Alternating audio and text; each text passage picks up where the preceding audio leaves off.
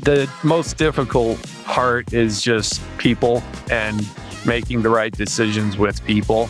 You're thinking about their family and things like that, but also growing a successful business. 1, 2, 3, 4. Hey there.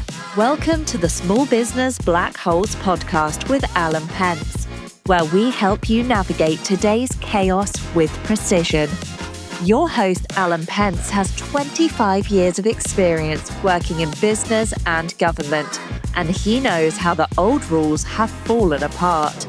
Each episode, we'll explore how to thrive in this new landscape by mastering the small business black holes while everyone else is still figuring them out.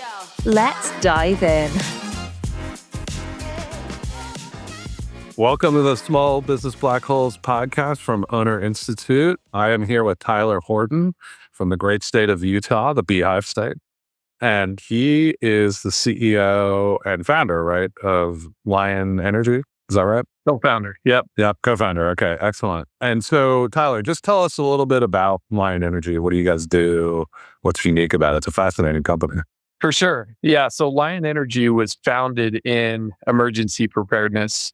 We initially had some food manufacturing and decided to work with power. And back then, we created a lithium-based generator, which allows people to run, large appliances in the home, even when the power goes out, able to charge it from the sun with solar if needed, but also from the grid and be able to have more resilient energy use in the home.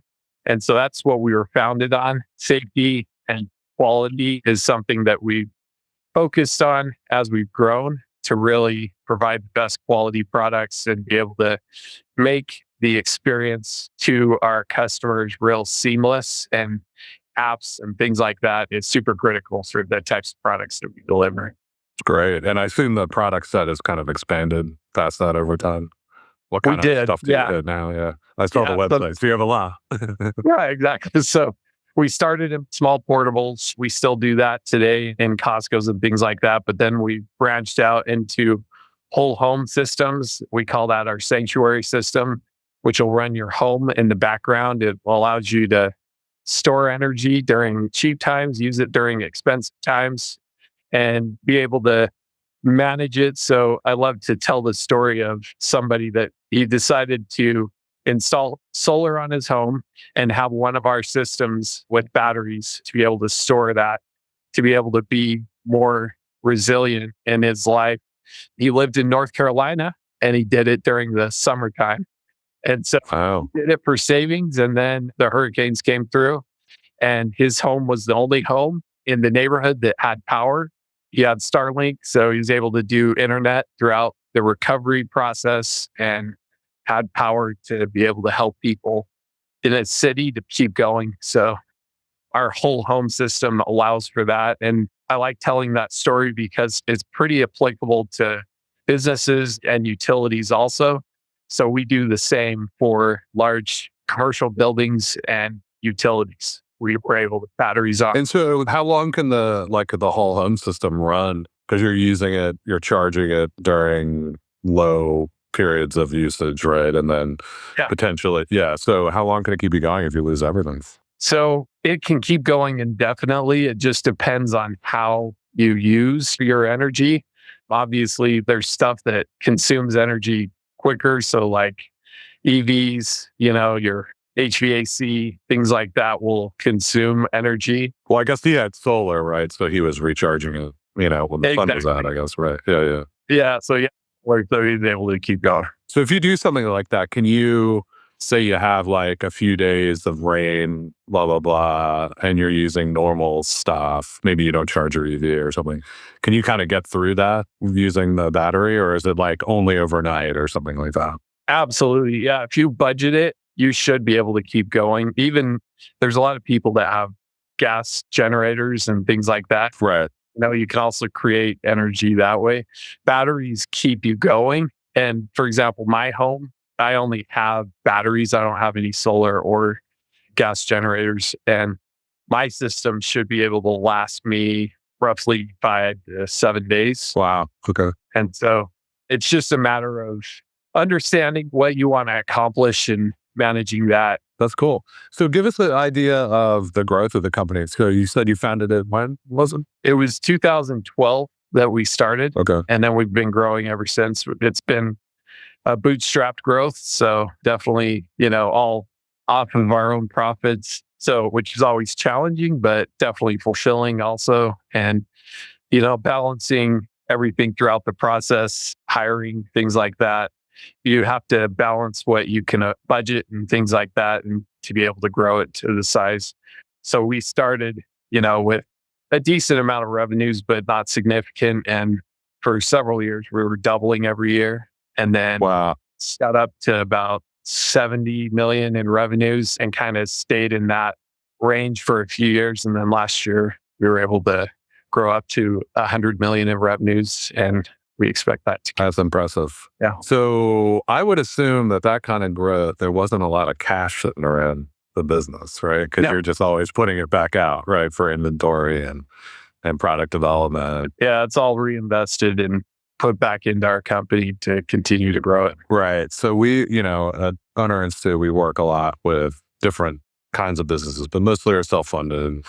And, over time, teaching people that like that kind of growth is great. Like it's not a lifestyle. This is because you're not going to be able to take any money out of the company, right? Because it's just like your inventory and your growth and everything. You're just financing that all the time, growing at that kind of rate. Exactly. And something that we focused on recently is investing in our technology and really building our engineering group to be able to improve our products, to be able to make that next step forward, reinvesting in having the best products that we can in our space. It's always a challenge, but it's definitely something that will help us grow into the future. How are you doing that before? Like if you didn't have an in-house team? So we did. It's just we've grown it.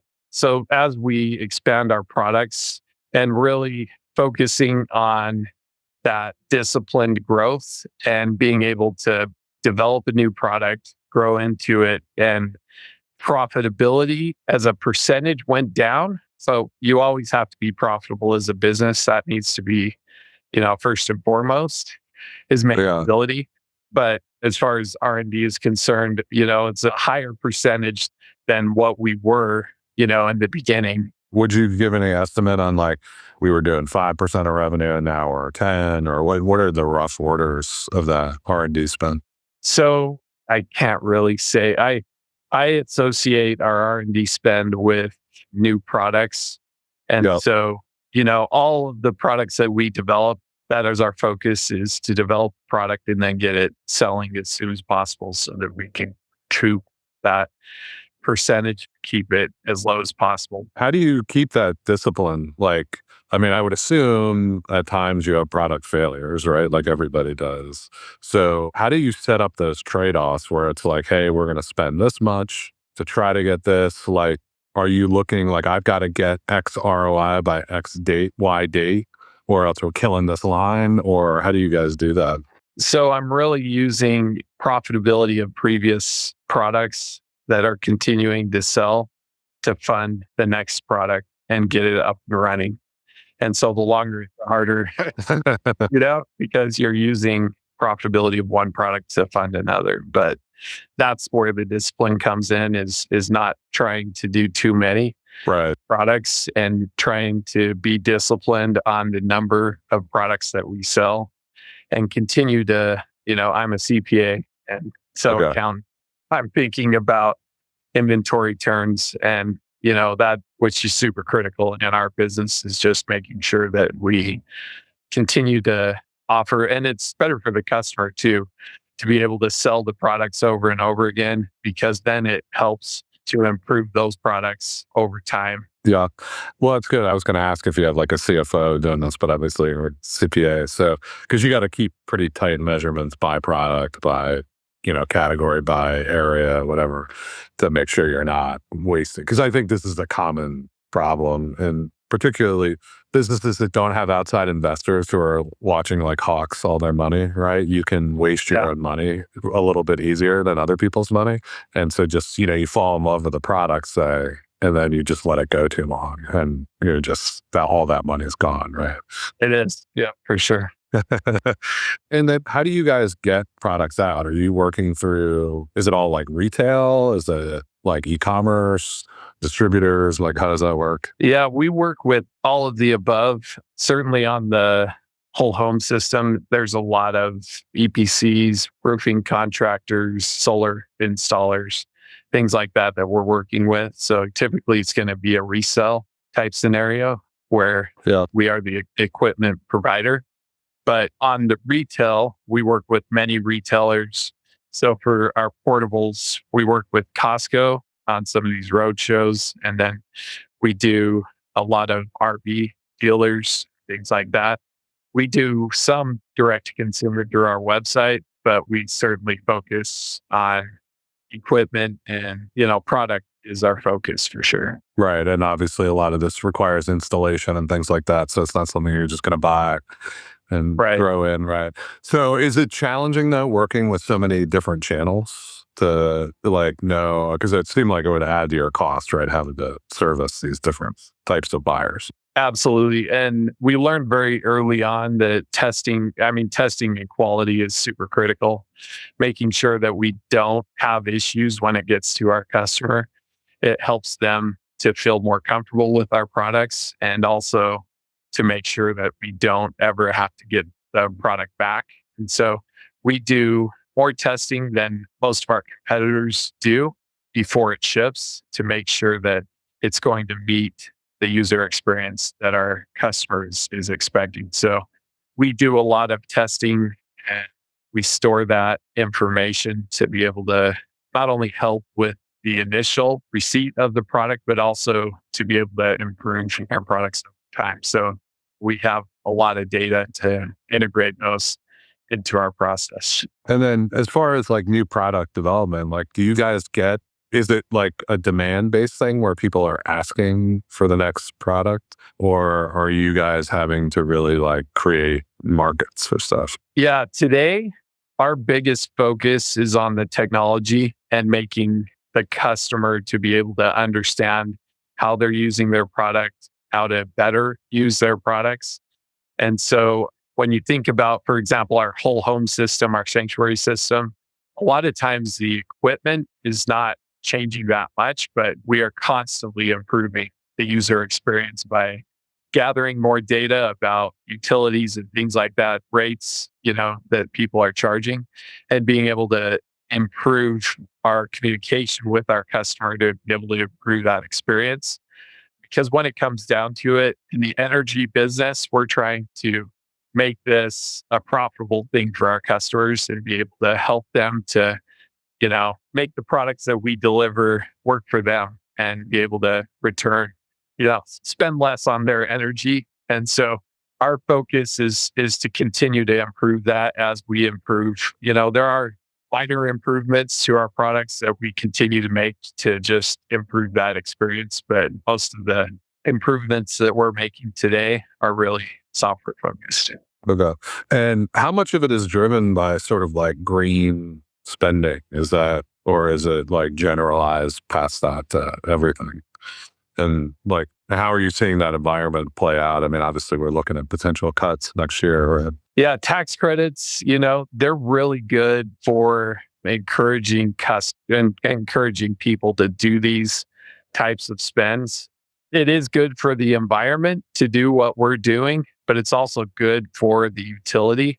And honestly, that is the focus. So I don't believe that there's going to be a significant change in some of those incentives just because it's really good for the whole US to be able to have a more distributed storage of energy. It allows for more technology to be added to the grid. We've been slow to integrate technology into the grid over the last 140 years. And really, right now, encouraging people to start to put these onto their homes and commercial buildings is helping to better manage the energy that is being delivered and more efficiently use it throughout the whole system, which makes it more resilient, more redundant. When you think about the storms and things like that occur, not having power for weeks after that storm just makes the problem even worse. And to be able to have energy throughout the storm and afterward is better for the whole country. So a lot of Yeah. definitely improves that. Yeah, it's interesting. I hadn't thought about it that way, but it's not necessarily even just green. It's like you're in the business of distributing power and then relieving the grid to some amount, to some Yes. extent, right? Yep. Interesting. So you think that they'll find they'll have to keep those subsidies going because of just the wide base use of them, and everybody wants them basically? I think it's good for the infrastructure. Yeah. So areas like Texas and California, they're helping with some of these, and it's out of their own desire. Fun. So Yeah. So, like, for example, it gets really expensive in the middle of the day when everybody turns on their AC. And to be able to have that type of power to deliver all the time is really difficult. So, having more distributed power is important for them. And then, with solar and things like that, it is infrastructure and it is something that is really good for everywhere that's being installed. And so I feel it's something that it's kind of a bipartisan thing. It's not, Yeah. There's certain parts of the clean energy that was like more controversial because it's probably less efficient and really trying to push the clean message. But the types of things that we do is critical for many reasons. Yeah. So looking back on this pretty phenomenal growth, right? I mean, going from 0 to 100 million in 13 years, I guess, something like that. What were like the hardest decisions and gates to get through? And give us some idea of like what are really scaling a company like that? What do you face? Yeah. The most difficult part is just people and making the right decisions with people. You're thinking about their family and things like that, but also growing a successful business. Going from one stage of a business to another, it requires more intelligence in information, and being able to have that information available is super critical. So you have to continue to improve infrastructure and things like that. So having the right mix of people from throughout the process, but also, being able to help or to provide opportunities for those that have been loyal to us, being able to help them to grow in their professional careers and, teach them to help them to improve their understanding of everything is super important to us. So having that balance is important. Yeah, well, I always say like it's really difficult because companies can grow faster than the people running them can, right? So Yep. I don't know if people's skills grow 50% a year unless they're like drastically underskilled. They're like maybe 22, you could do that. But once you're at a certain level, it's pretty hard to like keep up with that growth. And I like how you said, like at each phase of the business, sort of like the people, the information you need, the systems have to change, right? And that's pretty daunting task when you're growing 50% a year. I mean, that's Well, and if you're focused on hiring the right people, it can also help those others that want to get better to have yeah, people that are a little more experienced to be able to help them to grow their knowledge and understanding of the business. So it's a balance that you continually have to do, just because you should be growing as a company. And to grow as a company, you need to have, growth in employees and abilities, things like that. yeah, excellent. Find balance. Yeah. Yeah, exactly. And what do you think? You think it's really like the people that's the crucial thing, and then sounds to me like also just the willingness. Sounds to me like really you move into like a capital allocator role at a certain point when you're looking at products and where you're going to invest. And so I think a lot of people get into something because they're good at sales or they're good at delivering whatever it's a service. And then they find themselves as the company grows. Warren Buffett talks about this. You become a CEO because you're good at finance or sales or something like that. And then all of a sudden, basically your entire job is what money should we put to what product for how long and what return do we need to get? And that becomes your entire role. Have you found that like you've had to, well, you're a CPA, you get a little more training in it, but I feel like a lot of people just aren't prepared for that. They're not trained to do it. Yeah, it's a never ending pursuit. You just have to keep going every day and continue to, improve. The way I look at it is you really want to be kind of the leader in who you are and what you do as a business, and maintaining that every day takes discipline to, look at areas of improvement. And no matter what size you are, that is the focus is, looking at improvement. And going back to the people, I look at hiring the right people really helps our product offering, because those people help design those products. And so, all of the aspects of a business it's the same. The challenges are different depending on the size you are, but you're looking at how you can become better every day and continue to meet the challenges that come up and maintaining that. In my role, it's all about maintaining that, steady state. Changes don't happen overnight as much as you would like them to. You can't. Especially the bigger you get, right? It's like you're operating this aircraft carrier now. Right?